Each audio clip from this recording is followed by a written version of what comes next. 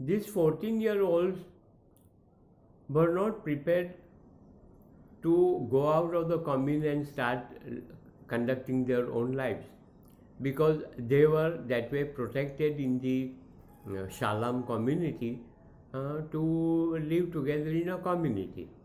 So they did not have the know-how, but they did not have the know-how to conduct their own lives, but they were physically and mentally fit to go and live anywhere else in the world and conduct their own lives.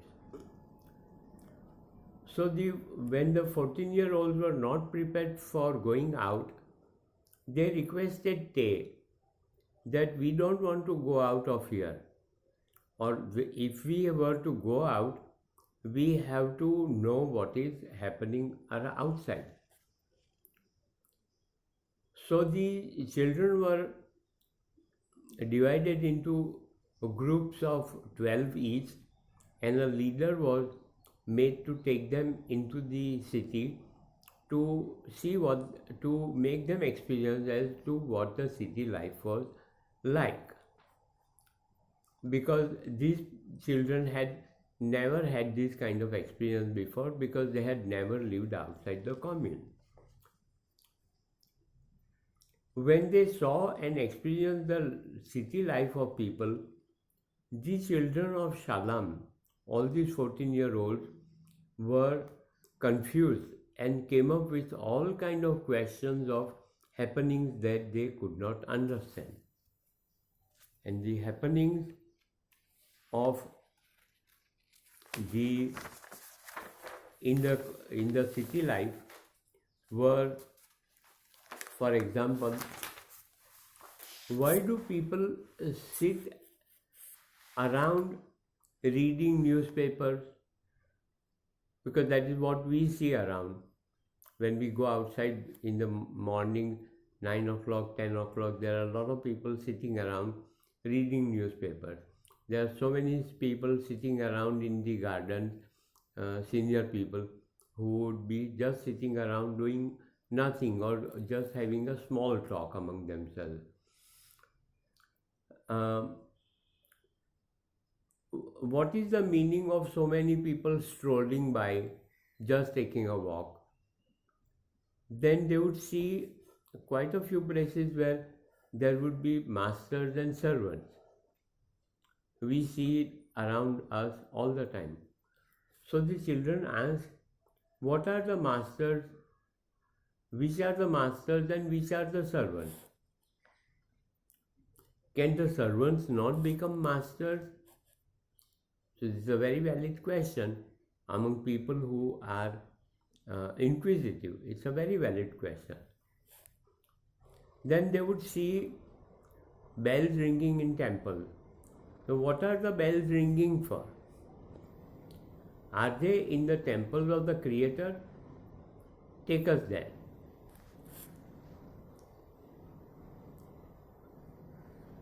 At the temple, a preacher was giving a lecture, and he seemed to be a very wise man to all these children, because the teacher was talking about all kind of nice and proper things.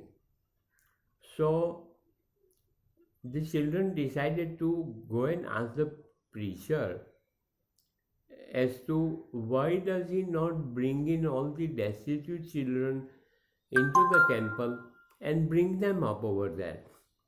So at least he would be doing something good. These children asked the question as in accordance to what they had learned and how they had been brought up. The children asked the question as, what are these disagreeable smells coming from? And then later, looking at a beggar lady who was holding a dirty child, and why is the child dirty, and why has she extended her hand to other people? Because these children did not know the concept of begging or stretching your hand in front of others beseeching them for gifts or alms or things like that.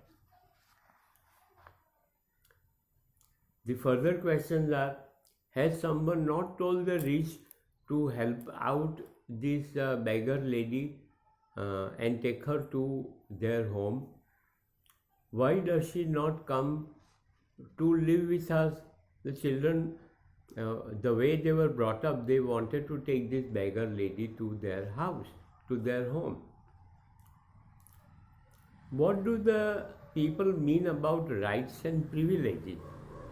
This is a big thing going on around in present day times. People talk about their rights and privileges, and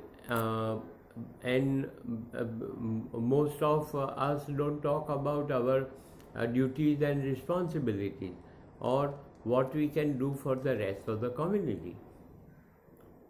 The children also ask, why do people smoke and drink liquor? Why has no one told them that they should purify themselves by remaining away from smoking or drinking liquor? The further questions are, why do poor remain in the cities and huddle together in such little rooms? We see this happening all the time in all our slums around. What is the meaning of teaching religion, and why do they not live religion? Teaching religion is different from living religion. Living religion is what OSP is all about. They show the children all the complexities of living in cities and all that people have to do while they live in these cities. A lot of it was totally different from the way these children had been brought up, because they had been brought up differently in a community and with communal life. Because these children, a lot of them had the extrasensory personal abilities, these children could experience the spirits of departed souls who had not resurrected to higher heavens when the ones in which they had lived whilst on this earth, and they continued living on this earth. At the end of their visit to the city, they asked them as to whether they wanted to live in the city or wanted to come with him. And all of them were disillusioned by the life in the city, and all of them wanted to go back to Shalom with Te and start their own lives. They would go and gather together small children and take responsibility of raising them up. Soon, the whole settlement of Shalom was totally full with the inspiration of the Creator, and it was decided to start a new settlement at a different place.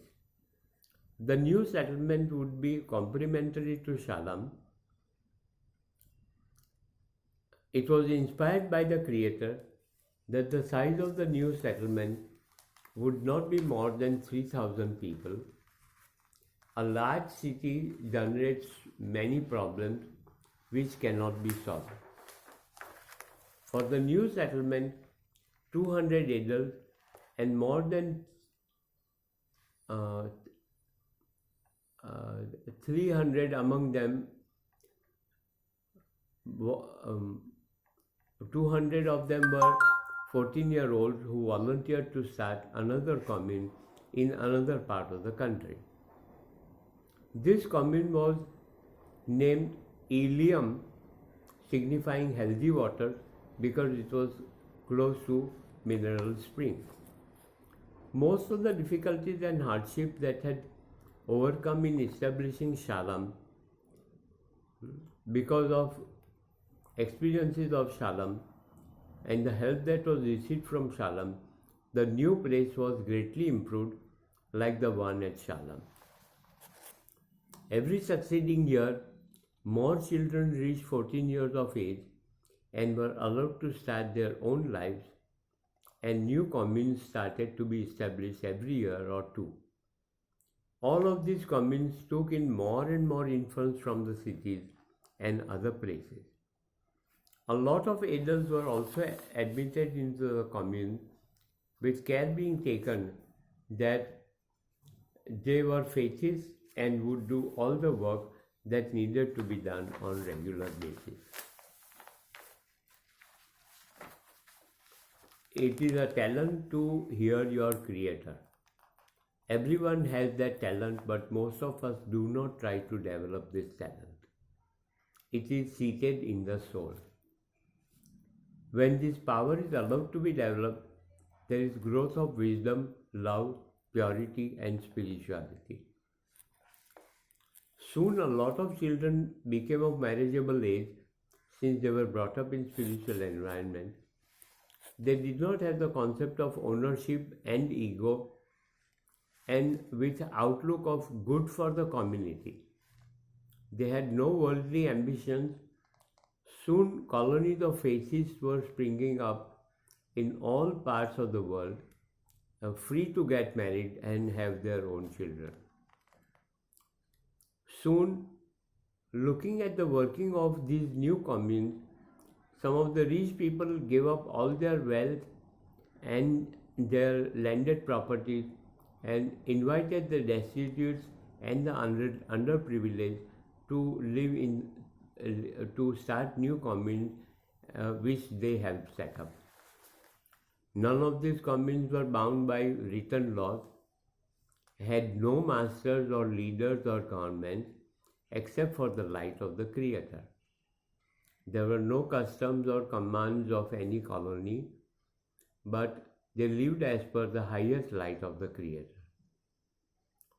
There was no buying or selling between these colonies. The goods were exchanged in a barter system. None of these colonies hired outside help, but they did all the work necessary for the colony.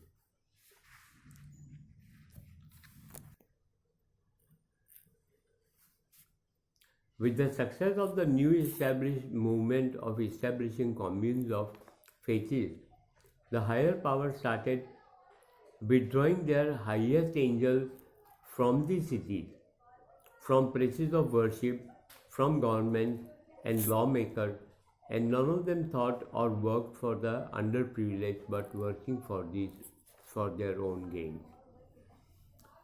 The cities became places of darkness, full of crime, with theft, murder, and arson, and no longer peaceful living places.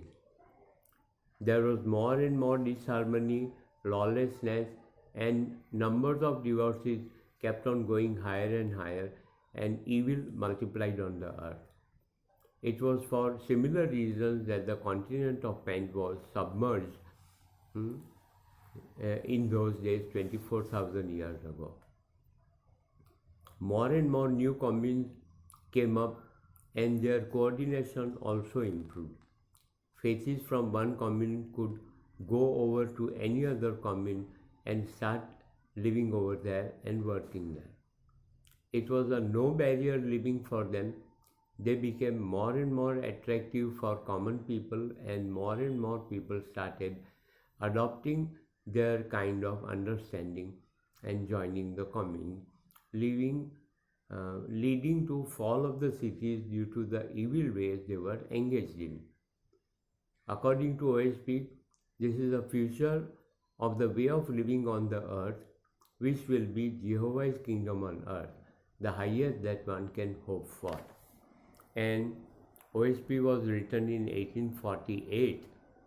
It has been over 170 years now, and I think that in my own life I haven't seen a Jehovah's kingdom on earth come up, but we see that in the next 200, 300, 400 years we will see more and more of this kind of development, because the logic with which the Creator has enumerated the kingdom on earth and the communal living where there are no frictions, all people living in harmony, everything is provided for everybody. It is a bit like communism where everybody is treated equal and everybody does his own work. Some people are strong in their bodies and some people are strong in their minds. And all of them get accommodated in a community living. So it's a very happy situation that the Creator has enumerated for us in the Jehovah's establishing of Jehovah's kingdom on earth. Thank you.